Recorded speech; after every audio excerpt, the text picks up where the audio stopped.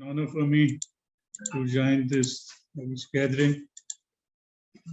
Afghanistan in the last 15 days has become the most important, the most talked about subject in the whole world.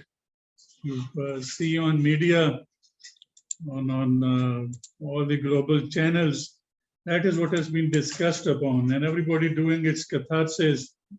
What happened, what went wrong. People are trying to see, everybody has a perspective. So nobody wants to take the blame, nobody has the courage to accept who the actual players were and where the blame lies. But in politically speaking, every nation state has its own interest. There's a stated policy in states and there's an adopted policy.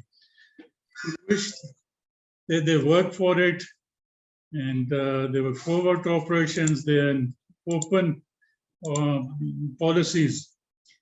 But what we have seen in the last 40 years, and realizing Afghanistan, its unique nature, it has not welcomed anybody coming from outside.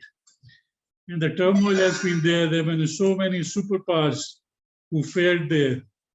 They call it a graveyard of superpowers.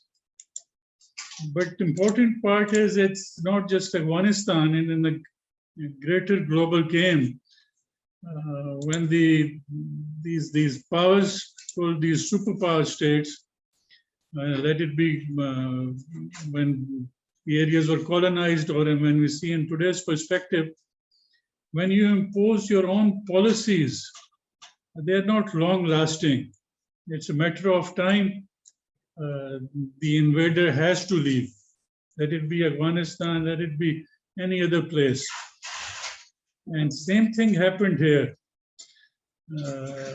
America came in, what its target was, what its objective was. It's practically, it claims it has the support of all the NATO members and United Nations. Pakistan was part of it. But it was America who single unilaterally had its policies implemented. And we see after 20 years, he ousted Taliban, and after 20 years, he has given Afghanistan back to Taliban, much more developed, spent about nearly $3 trillion in it. And what objective? The objective was to get Osama bin Laden. One man, is the cost was worth it. All the body bags, which were of the American soldiers and the NATO soldiers, that human loss was there. And nobody expected. It's an intelligence failure, not of just America's. It's an intelligence failure of all the agencies, including all the players which are there, the Pakistanis, the Indians, everybody. Nobody saw such a collapse. And the basic reason, I think, for that collapse, some forces are given undue credit to Pakistan. If we were that powerful, and if we had Ashraf Ghani, not to fight, and if we had the influence on the soldiers just to surrender, that is too much asking for Pakistan. I think it was the misgovernance and the corruption which was there in Afghanistan, in spite of all that money. All the ruling class, the generals, the politicians, they were not utilizing the money which was given as an aid to Afghanistan. And there is some estimate, some claim only there was a small percentage which actually went on ground for the public welfare. So when you have such conditions in which people are disappointed with the regime, so there is always room for change. It could be a political change. It could, in Afghanistan, happen in shape of Taliban. Nobody was keen to stand for that regime, that the governance which they were facing. And in spite of being trained by world's the best armies, the NATO, they trained them. They have the best of equipment, best of the warcraft. But the will has to be there. It's not the first time that a smaller size army dominated the larger size army. It has happened before in the history. We have learned it so many times. It is the will, it's the conviction, what you are willing to fight for, what you're willing to stand for. And I think that will was not there, that conviction was not there. And they just collapsed like sandcastles. And it was a surprise even for the invading Talibans. It would be such an easy takeover. But luckily in this aspect, there was a lot of bloodshed which was expected, a lot of human loss which was expected. That did not happen. Without a single fire they walked in. So one could see that's a positive sign. Just criticizing and looking at the past and trying to find where the faults were. It's very important to look forward, how the thing's going to move forward. Some of the segment in Pakistanis, we are too excited and we are taking it as some kind of achievement. And in Pakistani perspective, I think it's too early. They're very, it's evolving situation. We don't know how the thing's going to turn out. And especially for the neighbors of Afghanistan, it's very critical. We, Pakistan, the Iranians, the Chinese, the Central Asian states, they're all worried about it. And we as a Pakistani also, we have been victims in the last 40 years because of the situation in Afghanistan. And we have paid a very heavy price. So I think it would be practical, and that practical approach has been adopted by the government of Pakistan, of not being too jumpy and in acknowledging, recognizing Taliban. And they have been practically engaging with them, and they are not recognizing them.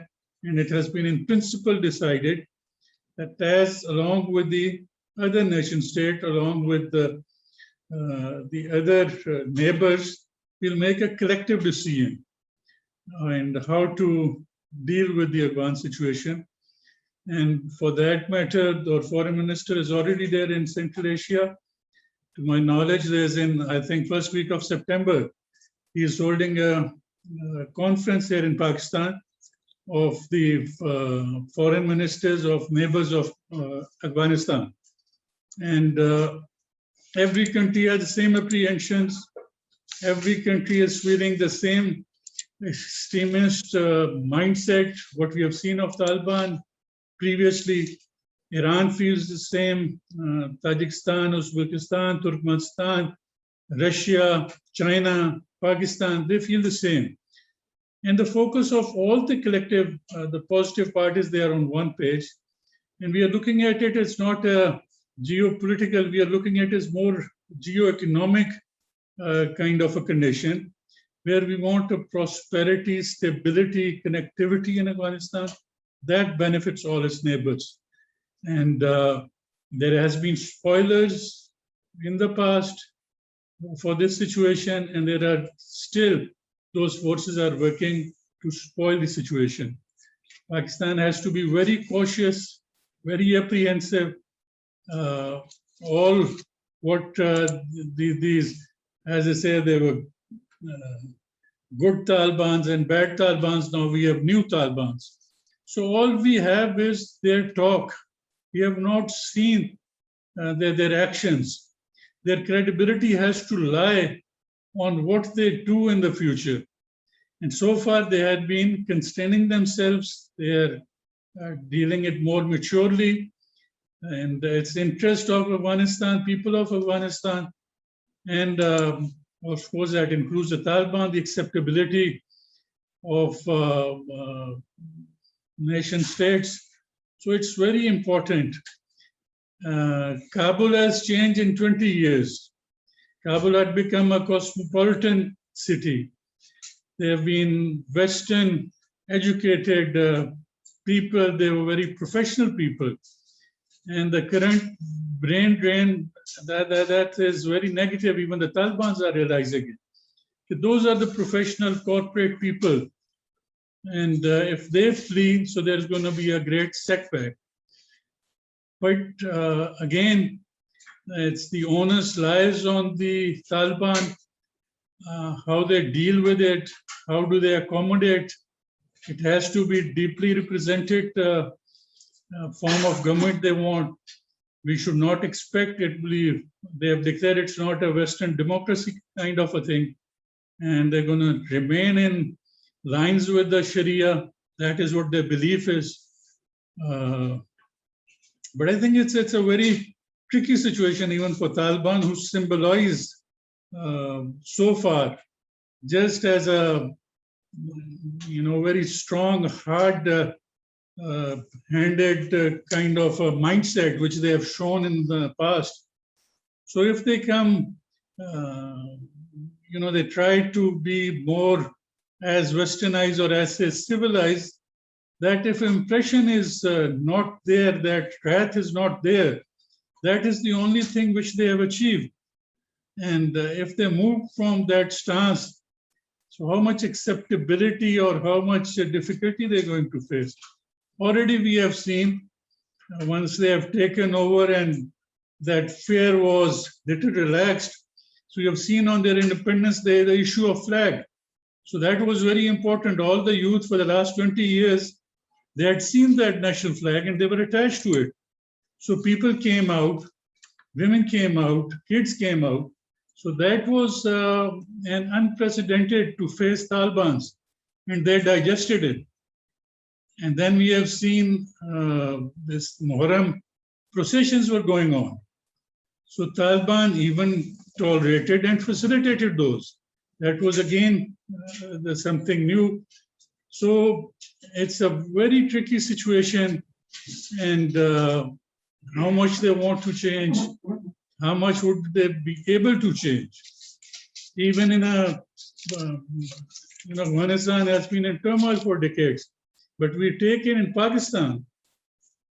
So Pakistan does not, even to the Western standard, does not have the best of the democracy, best of the practices. There are still objections on us to come to that level. And there has been a political change. The will has been there to change, but the ground reality is not making it go that way. So for Afghanistan, it has to come a very challenging, big way. And the important thing is, I think all the key players, all the nations who have stakes, all the international organizations, they need to be engaged and not let them be isolated, and let them give a room to evolve in something, a peaceful situation. And speaking from Pakistan point of interest, it is very important. You could change your friends, you can't change your neighbors. And we have paid a lot of price, and we feel there's a lot of potential in this region. If Afghanistan is peaceful, that gives us a lot of economic opportunity. That's work for, I think, all of the region. And that is the common point in which the neighbors of Afghanistan, they're all on one page. And hopefully that is the only way forward. But we need to be very cautious and taking something, there has been some irresponsibility at the, I would say, very high offices in media, where they've been, making claims or some kind of statements which were negative to it. Pakistan has been at the most facilitators. We are not the guarantors. We are not the spokesman of Taliban. Pakistan perspective is different than the Taliban's perspective. We need not to be defending them. Pakistan has been the victim, and that is an important time it has come. And it is, it's giving us a chance in the global community to show us Pakistan's responsibility to earn credibility. Pakistan has been blamed for many things. We have a very negative perception with regard to this. And I think we need to have a collective narrative, very clear-headed, in which we stand with the nations, we stand with the world for the positive role and a peaceful role for Afghanistan. Again, thank you for inviting me here. It's an honor to be with you. Thank you so much.